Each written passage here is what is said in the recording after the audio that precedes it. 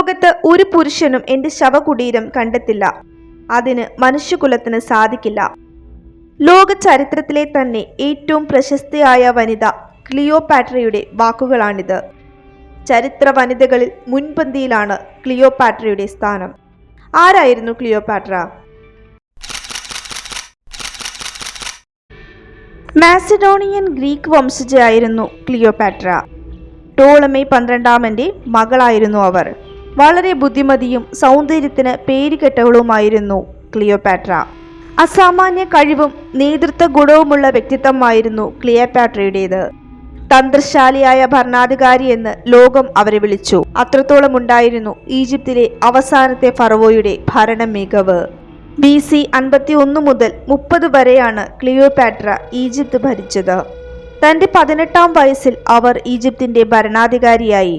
കഴുതപ്പാലിൽ കുളിക്കുന്നതുൾപ്പെടെ വിചിത്രമായ സൗന്ദര്യ സംരക്ഷണ രീതികൾ അവർ പിന്തുടർന്നിരുന്നു.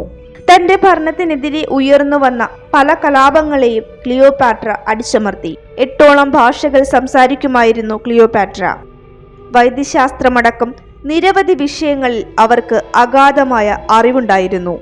തന്റെ ശവകുടീരം കണ്ടെത്താൻ മനുഷ്യകുലത്തിന് കഴിയില്ലെന്ന ക്ലിയോപാട്രയുടെ വാക്കുകൾ ഈജിപ്തിൽ ഇന്നും മുഴങ്ങിക്കേൾക്കുന്നുണ്ട്. നിരവധി ചരിത്രകാരന്മാരാണ് ക്ലിയോപാട്രയുടെ ശവകുടീരം കണ്ടെത്താനായി അലഞ്ഞത്. എന്നാൽ കണ്ടെത്താൻ കഴിയില്ലെന്ന് കരുതിയ നിരവധി മമ്മികൾ പോലും കണ്ടെടുത്തെങ്കിലും ക്ലിയോപാട്രയുടെ ശവകുടീരം മാത്രം ഇന്നും കണ്ടെത്താനാകാതെ തുടരുന്നു. പുരാതന അലക്സാൻഡ്രയിലാണ് ക്ലിയോപാട്രയുടെ ശവകുടീരം എന്നാണ് ഏറ്റവും നിർണായകമായ കണ്ടെത്തൽ. കാതറിൻ മാഡ്നസ് എന്ന പുരാവസ്തു ഗവേഷകയാണ് ഈ സുപ്രധാന കണ്ടെത്തലിനു പിന്നിൽ. അലക്സാൻഡ്രിയക്ക് പുറത്ത് ഒരു പുരാതന നഗരത്തിൽ ഒരു ആരാധനാലയത്തിന് സമീപം ക്ലിയോപാട്രയുടെ ശവകുടീരം ഉണ്ടെന്നാണ് കാതറിന്റെ നിഗമനം. എന്നാൽ ഈ പ്രദേശത്തിന്റെ ഭൂരിഭാഗവും മെഡിറ്ററേനിയൻ കടലിനടിയിലാണ്.